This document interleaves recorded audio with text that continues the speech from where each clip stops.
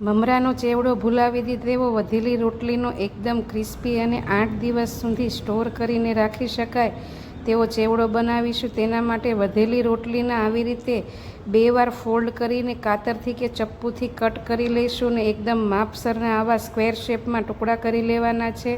હવે આ રોટલીના ટુકડાને આપણે મીડિયમ ગેસની ફ્લેમ ઉપર પેન મૂકી તેમાં એડ કરી 2 ચમચી જેટલું ઘી એડ કરીશું અને 4 થી 5 મિનિટ માટે લો ગેસની ફ્લેમ ઉપર ફ્રાય કરી લઈશું। આવા ક્રિસ્પી થઈ જાય એટલે ગેસની ફ્લેમ બંધ કરી પ્લેટમાં લઈ ઠરવા દઈશું। તે જ પેનમાં 2 ચમચી જેટલું તેલ ગરમ કરીશું। તેલ ગરમ થાય એટલે જીરું, હિંગ, મીઠા લીમડાનો વઘાર કરી અડધા કપ જેટલા સિંગદાણા એડ કરી 3 થી 4 મિનિટ માટે શેકી લઈશું। ક્રિસ્પી થઈ જાય એટલે અડધા કપ જેટલી ચણાની દાળ જે દાળી આવે છે તેને પણ ફ્રાય કરી લઈશું। 2 ચમચી જેટલા તલ એડ કરી અડધી ચમચી હળદર, 1 ચમચી લાલ મરચું પાવડર અને ફ્રાય કરેલી રોટલી એડ કરી બરાબર મિક્સ કરીશું અને સ્ટોર કરી દઈશું।